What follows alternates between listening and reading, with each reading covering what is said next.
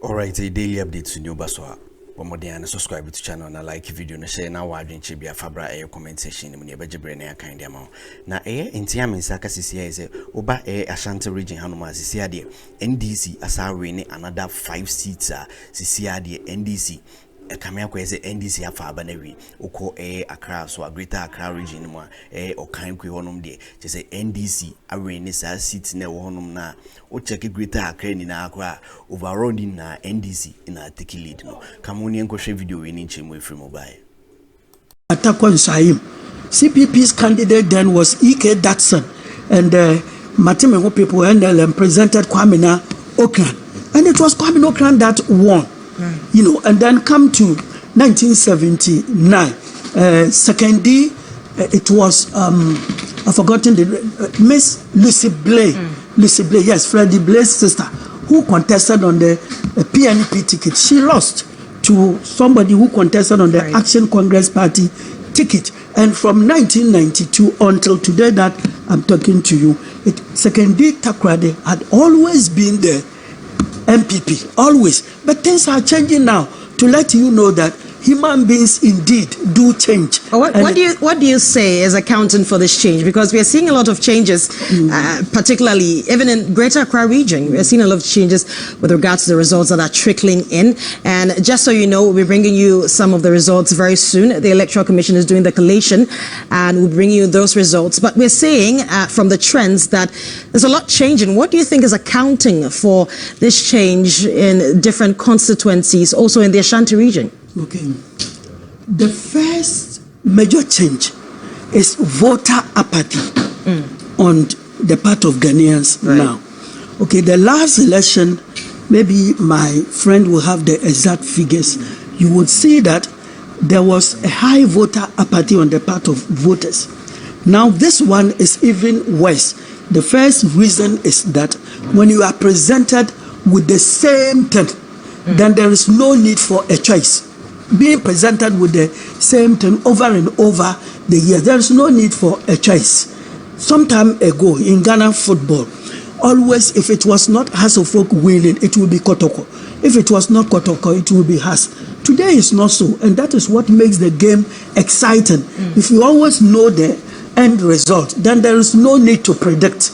So when the country has been faced with or presented with NPP and NDC from 1992 to date without any third force itching up to kick them out, definitely people will be apathetic. Why? Because they know the policies of these two parties, and then two, they know the presidential candidates already. In fact, if NPP had come out with somebody different apart from Bawumia, I believe that there wouldn't have been much voter apathy in Ashanti region. And I will tell you the reason. Because the voter apathy in Ashanti is worse than everywhere. And that has become a big problem for the NPP now. You see, from time immemorial, from the very inception of the Matimengo party, and I mean NLM, they have always seen the party as an Ashanti traditional party. Indeed, the party was formed at Menchia as Asante Hini's own party. And go to history, like it or not, the truth is that Ashantis don't want anybody to lead them apart from their own. Right. And that was the reason why in the year 2008, Kufuor did not give his support to his running mate. He knew that because he came from the north. And that was the reason why, even though at the formation of the National Liberation Movement, the leader should have been SG Dombo. But they swept him and gave to Professor K.A. Buzia, then an Ashanti. He came from the Brown Ahafo region, but at that time, Brown Ahafo was Ashanti West. So they gave it to an Ashanti man. Then 1979, it was an Ashanti man, Victor Owusu. Always Ashantis. They like tree-speaking people. Now, for the first time, Nana Akufo-Addo put his weight behind Bawumia instead of Chiramatin or a tree-speaking person. And then a Muslim. Lawyer Noche, sorry to cut you, but we need to go straight. The IGP, we are hearing that he's speaking. I'm handing over to Helen right now. Helen, tell us what's happening there.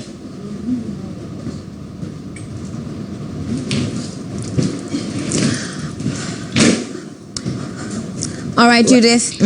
Thank you so much for that. Well, we're getting reports from the grounds. My colleague and correspondent, Oreku Ampofo, is in Okaikwei Central. We're told that the IGP has stormed into the collation center. Oreku, can you hear me? Oreku, can you hear me? All right. Tell us, what is the situation in Okaikwei Central?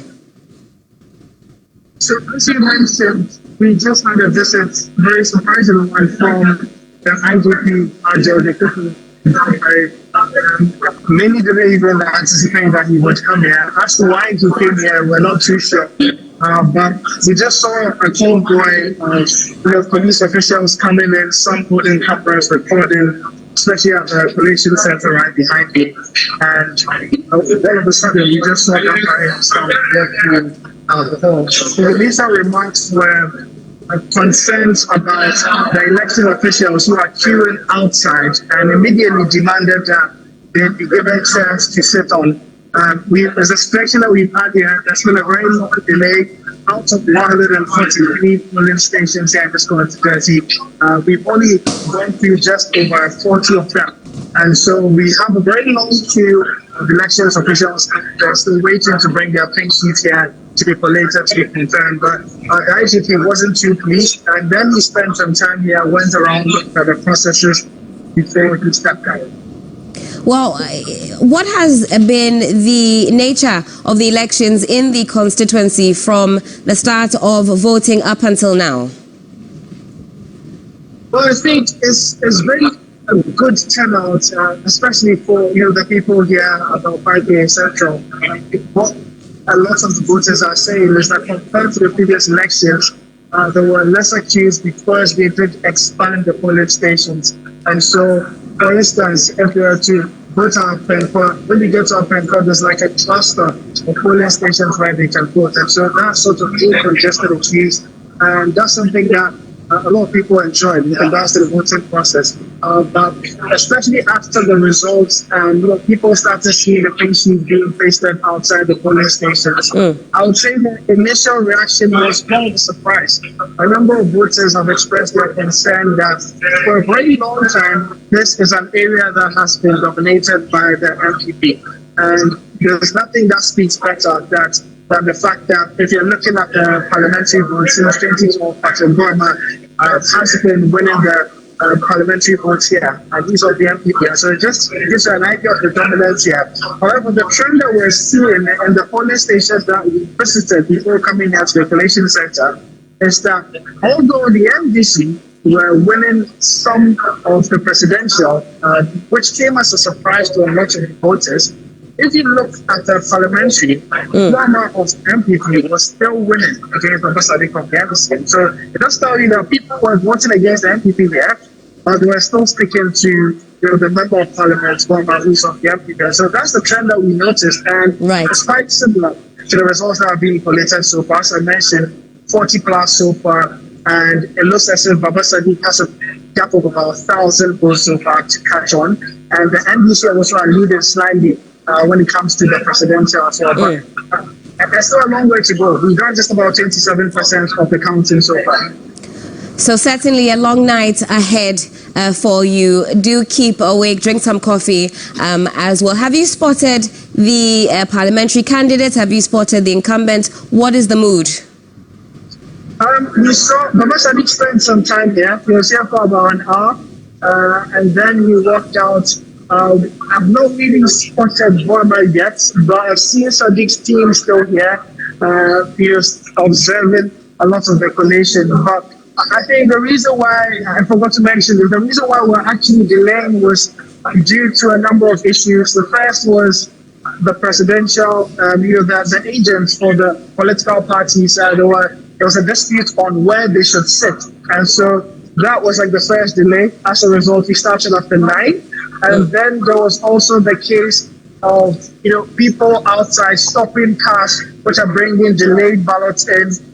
They identify themselves as NDC, and they allegedly were stating that they believe that there's attempted foul play because of how late these boxes were coming in. They believe they were unidentified. And so a lot of people were stopping a number of the ballot boxes being brought in, and so that also contributed to the delay. That's the reason why we're after midnight and we're still just about 27-30% in. All right, certainly, Oreku, thank you for that. Let's take a journey now to Ablekuma West. Portia Gabo has more on what's happening there at the Collation Center.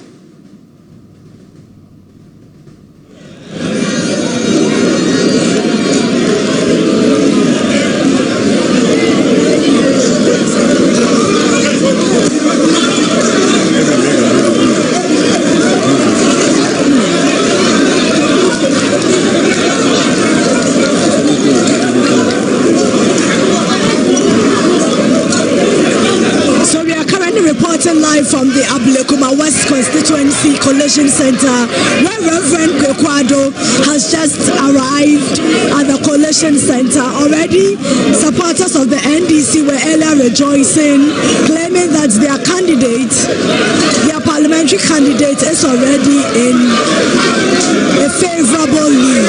So he is being escorted by the police as he enters the Collation Center in the Ablekuma West Constituency. Reverend Kwekwado just arriving here in the Ablekuma West Constituency Collation Center.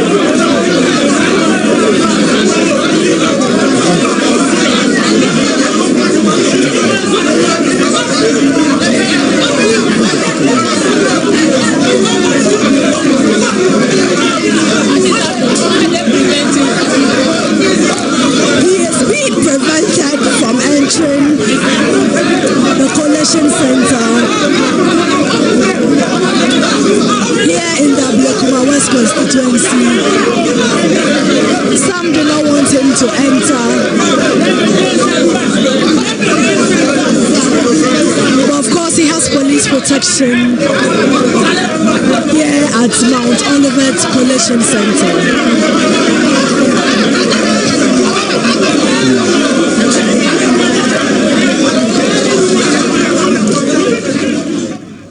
Well, certainly very energetic scenes there, but we're also live on 3FM 92.7. So for the benefit of our listeners, you were just hearing that scuffle there in Ablekuma West. Some premature celebrations causing some friction in the constituency. But of course, we have our eyes and ears everywhere. We will be updating you in due course. We're going back now to Judith and, of course, lawyer Jantwa.